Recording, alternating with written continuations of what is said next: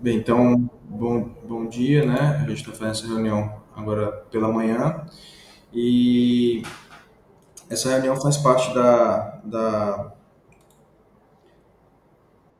rotina da sessão clínica da Pulmon Clinic e hoje nós vamos abordar o tema, né, de asma grave, dando um foco aí, praticamente um foco único, né, no documento do GINA. Né? A gente optou por se limitar a esse documento por ser um documento de grande importância, né, de grande relevância na prática clínica do pneumologista e sobre o tema asma mundialmente. E a gente existe um subdocumentozinho, né, que é um documento que trata especificamente de asma de difícil tratamento e asma grave, tá? Esse documento, esse subdocumento, a última atualização foi de 2023, né? Já tem um documento de 2024, mas ele fez só algumas atualizações do documento geral, tá? Então, desse subdocumento específico sobre asma, difícil tratamento de asma grave, a última atualização é de 2023. Ok? Então, a gente vai fazer um breve conceituação de alguns temas. Né? Eu reservei aqui a ideia de deixar tudo em inglês, porque como eu peguei o próprio documento em si, né, que é documento original em inglês, o fluxograma dele, então eu deixei tudo do jeito que está no documento, tá? Então, a gente começa tratando aí desses três conceitos, né? Então, o primeiro conceito, um conceito usual para nós aí, que pratica a especialidade no dia a dia, o conceito de asma não controlada, né? Que aí envolve a avaliação dos sintomas referentes à asma, e a gente utiliza na prática clínica, né, a avaliação, o questionário clínico mesmo, aquele simplificado do GINA de 4 perguntas, ou o questionário padronizado, né, o ACT, né, que é aquele questionário numérico. Então, o conceito de asma não controlada já é bem conhecido e de uso rotineiro, tá? Então, os outros dois termos, né, a asma de difícil controle e a asma grave, às vezes há uma certa confusão, né? De tanto confusão conceitual quanto também uma confusão na própria prática clínica, né? Algumas vezes o paciente ele é considerado uma asma grave, mas na verdade ele deveria ser considerado como asma de difícil controle. E o que a gente vai ver é que os pacientes de asma graves eles estão incluídos dentro do grupo do paciente de asma de difícil controle, né? Então, a asma grave é um subgrupo desses pacientes de asma de difícil tratamento, melhor dizendo, né? Então, conceituando aí a ideia de asma de difícil tratamento, né? A primeira observação a se fazer nesse conceito é que tanto o paciente pode estar não controlado, que seria mais racional da gente pensar, não, asma de difícil tratamento, o paciente está não controlado, estando ele não controlado, mesmo em uso aí da associação de LABA com corticoide inalatório em doses médias ou altas, né? Ou não controlado, mesmo utilizando corticoide oral frequente ou mesmo em uso prolongado, tá? Então, essa é a primeira ideia da asma de difícil tratamento. Mas também o paciente que esteja controlado, com seus sintomas controlados, mas com a necessidade do uso de associação de LABA mais alta dose de corticoide inalatório, tá? Então, esse paciente aí é considerado um asma de difícil tratamento. Fazendo a lembrança aí dos steps, né, do GINA, então, seria o paciente aí no step 4 ou step 5, né? Seja ele controlado no step 5 ou não controlado aí no step 4, né? Então, a gente teria esses dois subgrupos aí de pacientes que acabariam sendo transportados aí para um outro grupo que seria a asma de difícil tratamento, né? Os pacientes no step 4 não controlado e os pacientes no STEP 5 controlados ou não controlados. Bem, e aí o documento, ele é dividido, ele é um fluxograma, a gente vai dar foco basicamente nesse fluxograma, tá? É um fluxograma de 10 passos, e aí ele divide esse fluxograma em uma primeira parte onde esse paciente poderia estar sendo acompanhado tanto pelo um especialista, mas também pelo médico generalista, tá? Então, esse primeiro momento, o paciente está aí não necessariamente sendo acompanhado por um especialista. E a gente vai ver que a partir do passo, depois do passo 4, do passo 5 em diante, ele recomenda o encaminhamento para o especialista. No entanto, esse encaminhamento pode ser feito de forma mais precoce, né? Se o paciente está dentro desse conceito de asma de difícil tratamento, né? Só relembrando, que seria o paciente em STEP 4 não controlado ou em STEP 5, independente de estar controlado ou não. E que apresente algumas dessas situações, né? Uma asma com um diagnóstico que não for de difícil confirmação, né?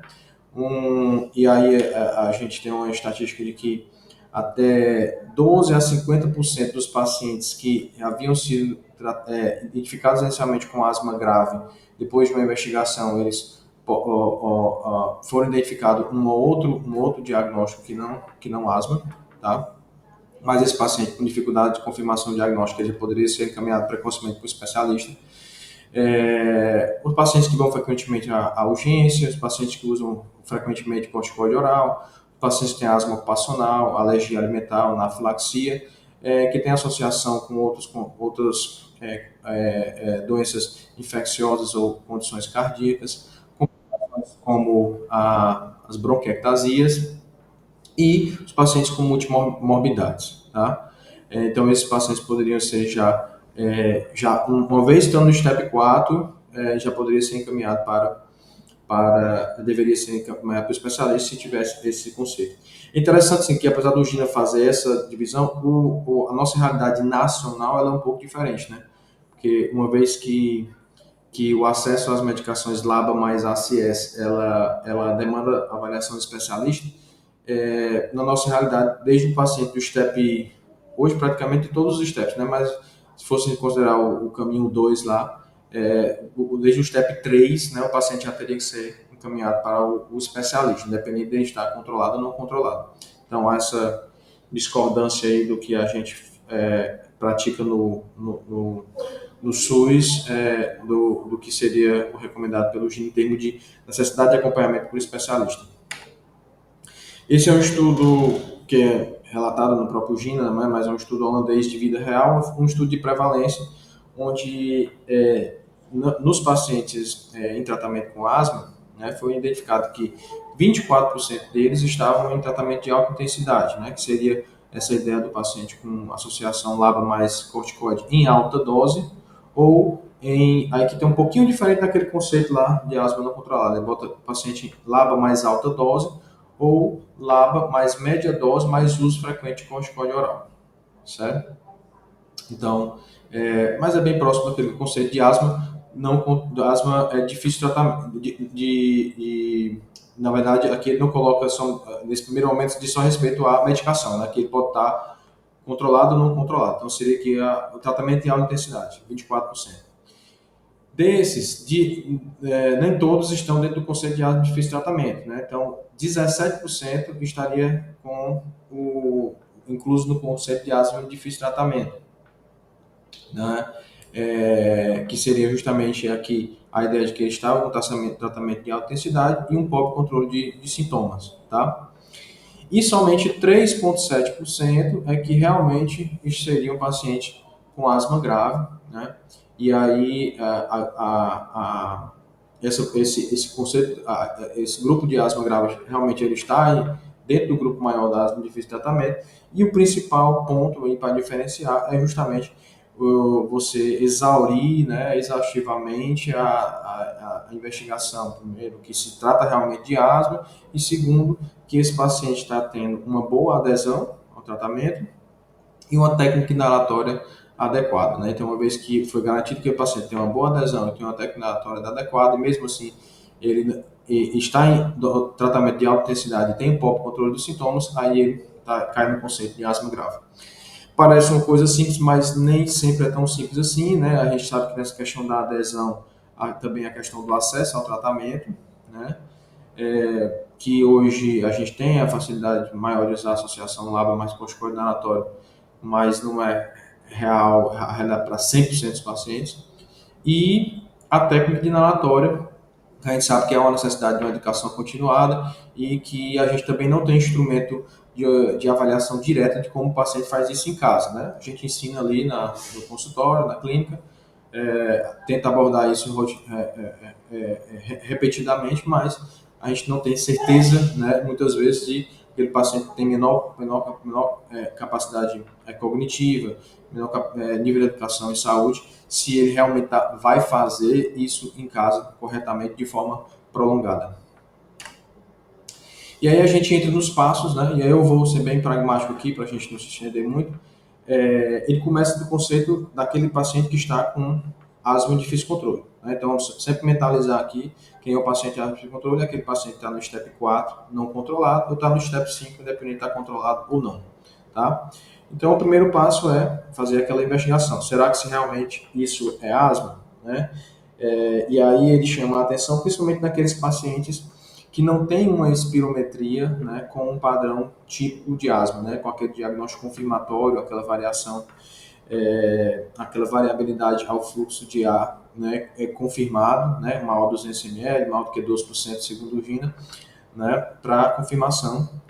E aí a gente sabe que às vezes a gente tem dificuldade, por exemplo, o paciente que já iniciou o uso do tratamento, já iniciou o tratamento com corticoide inalatório LABA previamente à questão da realização da espirometria. A gente sabe que muitas vezes a gente tem um diagnóstico suspeita clínica muito intensa, mas que a espirometria nem sempre ela vai vir com esse diagnóstico, né? E às vezes não é tão simples você fazer aquele manejo de, vamos suspender a medicação, ou vamos fazer um step down para repetir a espirometria. Na nossa realidade, que às vezes o paciente tem dificuldade de vir para um retorno, uma avaliação, né? Às vezes tem a questão dos custos e tudo mais. E a gente também não tem a cultura de fazer rotineiramente o pico de fluxo, né, domiciliar, e nem o acesso a teste de broncoprovocação, né? Então a gente sabe que tem um grupo ali de pacientes que a gente acha que é asma, mas que não tem aquela espirometria com critério fechado, né? E aí esse diagnóstico diferencial ele fica mais evidente quando a gente encontra uma outra patologia, né? Tipo um diagnóstico já mais confirmado, o paciente tem um DPLC, o paciente tem uma bronquiectasia, o paciente tem uma pneumopatia intersticial. Então, um diagnóstico mais evidente, identificado por outros exames. Esse é o primeiro passo, e aqui a gente está dentro do contexto que não necessariamente o paciente está no especialista, o paciente pode estar no médico generalista, né? O segundo momento vai ser olhar aqueles fatores que contribuem para os sintomas, as exacerbações e a redução da qualidade de vida. E aí a gente vai, ao longo do documento, ele vai sempre bater, né, nesses itens que a gente já citou, que são os itens aí críticos para a gente diferenciar o que é uma asma de difícil tratamento de uma asma grave, que é justamente a avaliação da técnica de inalatória, a questão da avaliação da adesão e a avaliação aí de outros campos, né? A questão da presença ou não de comorbidades, a questão da presença ou não de gatilhos, seja ele domiciliares ou no trabalho, né? E a presença dos fatores psicossociais aí, né? Então a gente sabe que hoje também tem uma alta prevalência de doenças, transtornos psiquiátricos, tipo ansiedade, depressão, que às vezes pode se apresentar com a queixa de dispneia, e as dificuldades sociais aí talvez esteja incluso na questão da dificuldade de acesso à medicação, tá? Então, ele vai procurar, passo 2 é olhar esses fatores, ou seja, procurar esses fatores. O passo 3 é intervir, né, otimizar o manejo, né? E aí otimizar o manejo nesses fatores, né, que a gente já identificou, né? A questão da educação, da técnica, da adesão. Ele sugere que possa ser feito switch, né, uma troca de, por exemplo, se o paciente viu uma associação de LABA corticoide inalatório que não fosse formoterol, ele sugeria, eu achei um ponto interessante que, para mim, não necessariamente isso fosse um passo que eu já seguisse, né, antes de pensar em passos posteriores, né, Então, mas ele sugere essa possibilidade de fazer antes, já aqui nesse passo precoce, nesse passo 3, esse switch, o paciente estava no uso de salmeterol com corticoide inalatório, o paciente estava no uso de vilonaterol com corticoide inalatório, fazer essa troca por formoterol com corticoide inalatório. Previamente a pensar em, por exemplo, imunobiológicos, né? A gente vai falar sempre muito de imunobiológico porque a gente sabe que a indústria tem lançado cada vez mais medicamentos, né? A gente é exposto a essas informações e aí talvez o principal objetivo dessa abordagem desse documento é ver exatamente assim, não, o que é que o documento fala, o documento do GINA fala, para a gente às vezes não ficar muito influenciado, né, pelas exposições da indústria. E aí otimizar outras intervenções, né? Intervenções, a questão da cessação do tabagismo, perda de peso, estimular a atividade física, a vacinação, o tratamento das comorbidades, adicionar aquelas medicações ali que entram do STEP 4 para o STEP 5, né? Aquelas medicações secundárias, né? O LAMA, o antileucotrieno, né? E aqui mesmo o médico generalista, se o paciente não estava em uso ainda de altas doses, o médico generalista já passar para o STEP 5, né, e fazer um trial com altas doses de corticoide inalatória associados com LABA, né. E aí chega no ponto 4, que é o ponto onde, uma vez que chegou nesse esse uso de alta dose, essa alta dose seja reavaliada depois de 3 a 6 meses, né. E aí eu vou sempre trazer aqui um pouco da prática clínica que a gente a gente já tinha antes, né, do maior acesso aos imunobiológicos, né, a gente tinha muitos pacientes em STEP 5, usando altas doses de corticoide por período prolongado. Né, e acho que a gente ainda tem, né, acho que a gente ainda tem muitos pacientes usando, por exemplo, mais do que 800 microgramas de budesonida, né. E aí o documento sugere que seja um trial, seja por 3 a 6 meses, e aí você vai fazer a pergunta, né? Esse paciente ainda está não controlado, né? O paciente ainda está não controlado? Se sim, certo? Então, aí esse paciente, lembrando que já passou pelo step 2, pelo passo 2 e pelo passo 3, já foi analisado toda aquela questão da adesão à técnica. Então, se ele está não controlado, mesmo depois desse trial, de 3 a 6 meses, o paciente entra no contexto diagnóstico de asma severa, né? E aí, nesse momento, ele diz, ó, se ainda não foi encaminhado para um especialista, se ele não está ainda no especialista, deve ser encaminhado para um especialista. Se a asma ainda está não controlada, se a resposta for não, ou seja, a asma controlou, né? Aí você fez aquele trial de 3 a 6 meses. Aí você poderia pensar, não, então eu vou deixar, né? O paciente está controlado. Não, ele não sugere isso. Ele sugere o quê? Está controlado, 3 a 6 meses, fazer o step down. Fazer o step down, principalmente retirar primeiro o corticoide oral, se tiver em uso, tá? Se depois desse step down, aí tem duas possibilidades, né? Ele pode permanecer controlado ou não. Então a pergunta aqui no caso é, ele se tornou não controlado quando o tratamento quando foi feito o step down? Se ele voltou a ficar não controlado, melhor, se ele permaneceu controlado, tá? Aí ótimo, né? Você vai continuar o manejo daquela dose menor aí no step 4, por exemplo, tá? Se ele voltou a ficar não controlado, aí ele também entra dentro do contexto da asma grave, você vai encaminhar para o especialista. E aí a gente começa os passos agora, que são os passos que ele sugere que seja feito pelo especialista. Tá? Então, nesse primeiro momento, o passo 5, né? O passo 5 ele vai sugerir uma investigação mais aprofundada, né? Prover um suporte maior para o paciente dentro de uma clínica de especialidade e que pudesse ter até uma equipe multidisciplinar, tá? E aí ele vai sugerir, né, ou a repetição ou a realização de exames mais amplos, né? Aí eu vou ler mais detalhadamente o que está passo a passo, né? Porque eu acho que é onde entra a informação adicional. Então, o que solicitar nesse paciente, né? Então, primeiro uma rotina laboratorial, né? Hemograma, PCR, as imunoglobulinas, incluindo IgG, IgA, IgM, IgG, tá?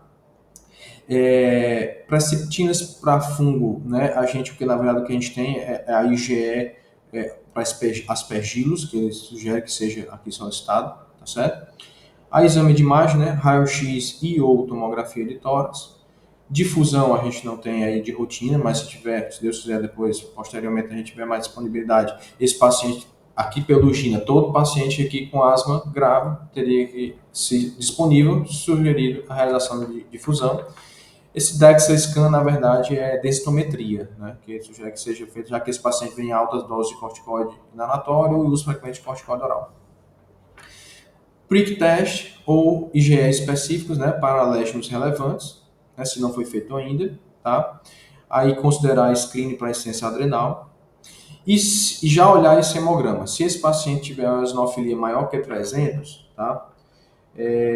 Aí aqui ele já sugere que seja feito um, um exame de uma parasitológica de fezes e ou sorologia para estrongiloides, né?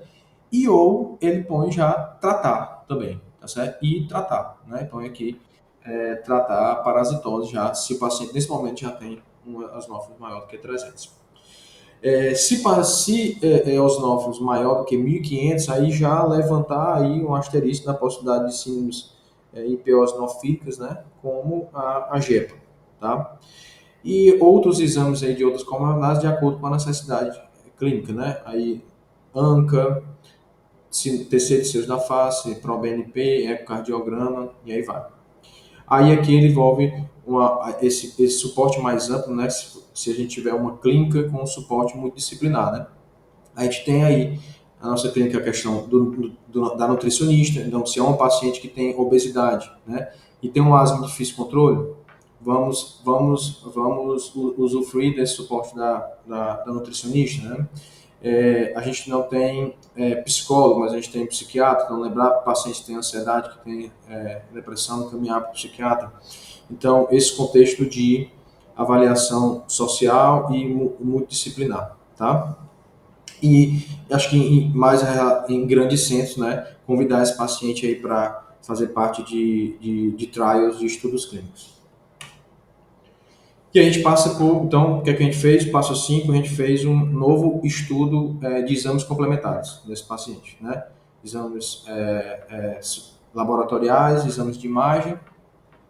Aí a gente vai, nesse momento agora, avaliar o fenótipo desse paciente. Aí a pergunta do fenótipo hoje sempre é, o paciente tem inflamação tipo 2 ou não, né? Esse paciente tem parâmetros que nos indicam que essa asma dele é mediada por inflamação tipo 2 ou não. E o que é que seria esses parâmetros que a gente teria para definir se ele tem inflamação tipo 2? São vamos dizer, quais seriam os marcadores clínicos, né? Seria principalmente os eosinófilos maior do que 150, e aí ele sempre fala uma observação no documento assim. Por exemplo, aqui ele considera o valor de 150 para ser um marcador para dizer se o paciente tem inflamação tipo 2 ou não. Mas não necessariamente ele bota que isso vai depender de cada país, dos pagadores, né, que eu me chamo dos payers, se o critério vai ser 150 ou vai ser 300, né, vai depender de cada país, de cada recomendação. Mas se tiver maior que 150, a gente poderia dizer que há sinais laboratoriais de inflamação tipo 2, né? Feno maior do que 20 que a gente não tem, né? E eosinófilos nesse caso que a gente não tem, maior que 2%, tá? Se o paciente tem marcadores clínicos de asma alérgica, né? E aí seria, no caso, aí, a IgE aumentada, né? A IgE total ou os marcadores específicos, né? Do tipo prick test ou IgE específico. E aí vem sempre aquela questão, né? E se não der os eosinófilos na primeira vez, né? No primeiro hemograma, o que fazer? O que ele sugere? Repetir o hemograma pelo menos 3 vezes, né? Se tivesse feno, também, né? Ele sugere acima de 3 vezes, então seria pelo menos 3 vezes, né? Com pelo menos 1 a 2 semanas após, por exemplo, o último uso de corticoide oral, né? Ou a menor dose possível de corticoide oral, certo? Então, seria a gente insistir aí por pelo menos 3 vezes. Lembrando que a gente já fez o uso do antiparasitário lá no STEP, no passo 5, tá? E aí vem depois vem a questão, né? Esse paciente, ele tem resposta inflamatória do tipo 2, sim ou não, tá? Se não, tá? Se não, o paciente não tem evidência de resposta inflamatória tipo 2, aí vai rever os conceitos básicos, né? Diagnóstico diferencial, técnica inalatória, adesão, comorbidades, efeitos colaterais, exposições ambientais como tabagismo, alérgicos, irritantes.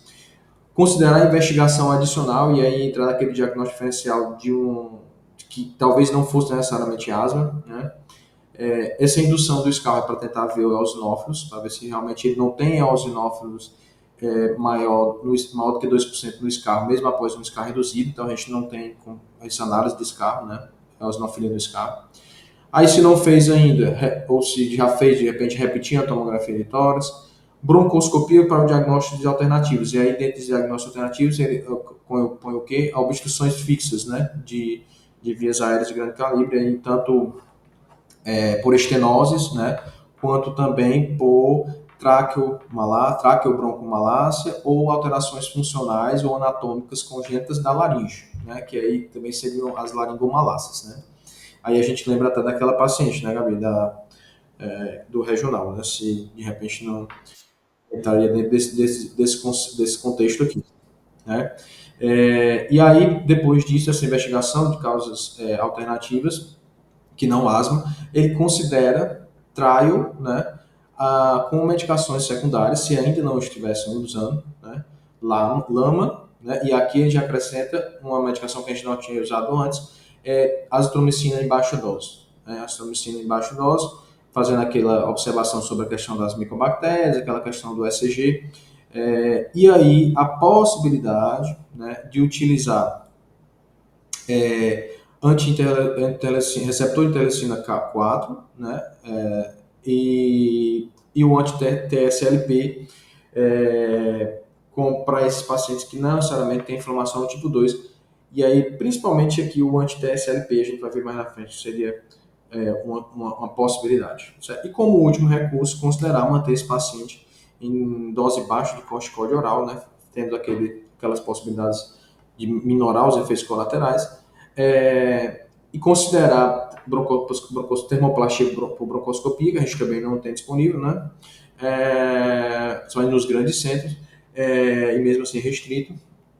E ele sugere sempre reavaliar e parar possíveis acréscimos que você tenha feito dessas terapias secundárias que não foram efetivas. Né? Por exemplo, começou a azitromicina, no paciente não notou diferença, se ele notou diferença, não tem sentido manter essa azitromicina. E se o paciente tiver inflamação tipo 2, né? Ele ainda no step 6, a gente só vai acrescentar os imunobiológicos lá no step 8, tá? Ele ainda sugere aqui no step 7, no passo 7, né, considerar outros tratamentos. Né? Ele ainda, antes de passar a imunobiológica, ele ainda pensa, vamos rever a adesão, né? Vamos considerar o aumento do corticoide inalatório se o paciente ainda não tiver em alta dose aí, ou mesmo que já esteja em alta dose, ele pede para você fazer um outro trial por 3 a 6 meses, né? Provavelmente aquele paciente que você fez o trial e ele não respondeu, né? Aí você fazer novamente um segundo trial e considerar aí aqui terapias não imunobiológicas para fenótipos específicos de inflamação tipo 2. Tipo, se o paciente tem uma doença respiratória relacionada com aspirina, né? Se o paciente tem aspergilose bronquiana alérgica, utilizar o corticoide oral ou o antifúngico, avaliar se o paciente não tem rinocinusite crônica e fazer uma terapia associada com o otorrino, né, a possibilidade de abordagem cirúrgica, o uso mais prolongado do corticoide inalatório, mesmo caso do paciente com polipose nasal. Se o paciente tem dermatite atópica, tratar junto com o dermatologista e controlar essa dermatite atópica. E aí, só então fazer a pergunta, né? As terapias imunobiológicas para processo asma grave com inflamação tipo 2, elas estão disponíveis ou não? Certo? Se não, aí não tem jeito, você vai ficar no que está, né? Manter alta dose de corticoide inalatório, tentar aqueles trials com outras medicações, né? Lama, antileucotrienes e baixa dose de azitromicina, e não dando certo corticoide oral e parar o que foi inefetivo, se você não viu diferença. Se sim, aí nós vamos agora para o passo que é aqui, o passo que talvez a gente esteja mais foco, né? Tem mais foco. Então, quando é que a gente vai então decidir? Uma vez que passou por esses 7 passos, agora a gente vai decidir. Vamos iniciar o imunobiológico, né? Para quem que eu vou pensar então? O paciente que já passou por toda a situação e tem inflamação do tipo 2, evidência de inflamação do tipo 2, né? Considerar, ele sempre coloca isso, considerar os critérios de elegibilidade dos serviços pagadores, né? Seja o SUS, ou seja os planos de saúde, né? E avaliar os preditores de resposta quando escolher entre as terapias disponíveis, né? Então, a gente vai ver que existem algumas sugestões de que seriam mais respondedores a um perfil ou outro perfil, mas não há estudos head-to-head, né, em relação à comparação dessas drogas, mas ele sugere que haja aí uma avaliação do perfil mais adequado para cada um dos grupos imunobiológicos. Tá? Considerar os custos, né, a frequência das doses e a rotina se subcutânea ou endovenosa e a preferência do paciente. E aí vem a pergunta, qual é o imunobiológico começar, tá? E aí vem um quadro aí dos imunobiológicos disponíveis, né? O que a gente vai ver para escolher um ou outro vai ser mais ou menos o perfil dos pacientes, né? Não há necessariamente uma ordem cronológica ou uma hierarquia aqui. A gente, como vai, na lista, primeiro a gente vai pensar na possibilidade do uso do anti-GE, do omalizumab, né? E a gente sabe que os critérios de elegibilidade, né, vai ser a presença de ou prick test ou IgE específico, né, presente, positivo, o IgE total presente, né, e o peso do paciente tem que estar dentro daquela o cruzamento, né, peso versus IgE tem que estar dentro daquela tabela de possibilidade de uso e dose usual da medicação, né? E todos esses pacientes, eles sugerem que esses pacientes tenham tido exacerbação no último ano, tá? Então, os fatores que estariam associados com uma boa resposta com o uso do anti-IgE é a eosinofilia, o feno aumentado, né? Os sintomas relacionados, os sintomas alérgicos relacionados, né? Asma de início na infância. Segundo grupo de drogas, usa a anti-interleucina 5, né? Que é o mepolizumab, tá? E receptor de interleucina 5, que é o benralizumab, né? Que são as duas que a gente tem disponíveis aqui no Brasil, tá? Quem são os pacientes que são elegíveis? Novamente, o paciente tem tido exacerbação no último ano e a eosinofilia. Aí ele põe maior do que 150 ou maior que 300. No Brasil, maior do que 300. Né? Lembrando daquela questão da sugestão de você fazer pelo menos 3 hemogramas para ver se você não flagra isso aqui. Né? Quais seriam os fatores que preditores de boa resposta? Quanto maior os eosinófilos séricos, quanto maior as exacerbações no último ano, asma de início no adulto e associação com polipose nasal. Tá? Antireceptor do interleucina 4, que seria o dupilumab, né? Quem seriam os pacientes elegíveis? Também exacerbação, eosinofilia da mesma forma, e aquele com ou feno maior que 25, né? Ou, aí ele põe aqui, lembra que a gente colocou lá que o paciente que não tivesse a inflamação do tipo 2 documentada, né, por IgE aumentada ou por eosinofilia aumentada, mas que poderia ser considerado o uso dessas duas classes, então ele coloca aqui, ó, ou o paciente que esteja em uso de corticoide oral. Aí ele põe como uma possibilidade, mesmo que ele não tenha esse critério da eosinofilia, utilizar o dupilumab. A observação do dupilumab é que ele não está indicado para síndromes aqui hiperosinofílicas, né? Fatores preditivos de boa resposta, quanto maior o número de eosinófilos, quanto maior o feno. E por fim, o anti-TSLP, né, que é o tezepelumab, né? Ele teria a indicação aí menos restritiva, né? Seria simplesmente paciente que tem asma grave com exacerbação no último ano, ele poderia ser utilizado. mas quais são os fatores preditivos de boa resposta? Quanto maior os eosinófilos, quanto maior o feno, tá? Então, esse aqui talvez seja o quadro principal aqui da nossa abordagem sobre terapêutica imunobiológica, né, para asma grave. E aí, uma vez optado por algum desses imunobiológicos, vem a pergunta seguinte, né? Por quanto tempo eu vou usar? Será que ele está respondendo? Né? Então, a primeira coisa que ele sugere é mantenha a primeira avaliação, faça só depois de 4 meses. Né? Então, depois de 4 meses, você vai avaliar a resposta dessa terapia. Aí, depois de 4 meses, você vai fazer a pergunta: a asma teve uma boa resposta? Né? Se teve uma resposta que você ficou na dúvida, parcial, sugere estender por mais 6 a 12 meses para você refazer essa pergunta. Tá? Se não, né? E aí o que ele sugere? Aí você pode, se não teve uma resposta àquela opção inicial que você fez, você pode tentar fazer um switch, né? Tentar optar por uma segunda droga, um segundo alvo terapêutico, né? Se elegível para aquela segunda opção, tá? Se teve boa resposta, aí vem a pergunta, como devo eu devo manter por quanto tempo, né? Como é que eu vou fazer em relação às outras medicações, né? E aí vem o passo 9, né? O passo 9 que é justamente essa avaliação de resposta, que o que a gente vai avaliar? Vai avaliar os sintomas, vai avaliar as exacerbações, a função pulmonar, né? As comorbidades da inflamação do tipo 2, né? Polipose nasal, dermatite atópica, os tratamentos, as medicações, se houve necessidade ainda de manter corticoide oral, os efeitos colaterais, da disponibilidade e a satisfação do paciente, tá? Então, dentro daquelas duas opções lá, se houve uma boa resposta ou não houve boa resposta, a gente tem essas duas possibilidades. Se houve uma boa resposta, né? O paciente deu com um imunobiológico, o que ele vai fazer? Vai reavaliar, ficar reavaliando esse paciente a cada 3 a 6 meses, né? Se o paciente estiver em tratamento oral, corticoide oral, você vai diminuir ou parar, né? Lembrando sempre do risco de insuficiência adrenal.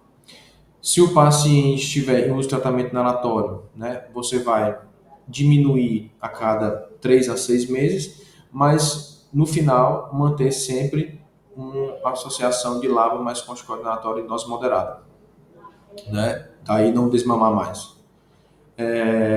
Reavaliar a necessidade de manter ou não a terapia biológica. Aqui, aqui ele diz que a resposta ainda não está fechada na literatura. Existem alguns trabalhos que tentaram fazer um step down, um trial de suspensão do imunobiológico, mas que os primeiros trabalhos que tem não sugerem uma boa resposta, né, porque houve um retorno das exacerbações em 12 meses, e que as medicações, existem trabalhos mostrando que elas são seguras já em uso de 5 a 10 anos, tá? Então, já mostrando a segurança do uso prolongado. Então, a princípio, a sugestão seria manter, né, até que haja novos estudos que recomendem ou que não recomendem trials de suspensão, né? E se não tiver boa resposta a nenhum dos imunobiológicos, você pode ter feito já aquele switch, se não teve boa resposta, aí você vai parar a terapia biológica, né? E vai voltar para aquele caso lá do step, do passo, do passo 6, né? Quando você vai procurar diagnósticos diferenciais, né? Vai considerar aquele uso das terapias secundárias e vai seguir aquele caminho, tá bom? E por fim, o passo 10 é só a ênfase, né, a sempre, em qualquer momento, estar reavaliando, né, aquela questão da técnica, da adesão, das comorbidades, as estratégias não farmacológicas, as condições psicossociais, né, e sempre ter uma via de comunicação com o médico generalista, né, com o médico generalista que acompanha em conjunto, tá? Então, era isso, pessoal. Nossa abordagem aqui desse documento. Eu vou finalizar aqui a gravação e aí depois a gente pode discutir alguma coisa.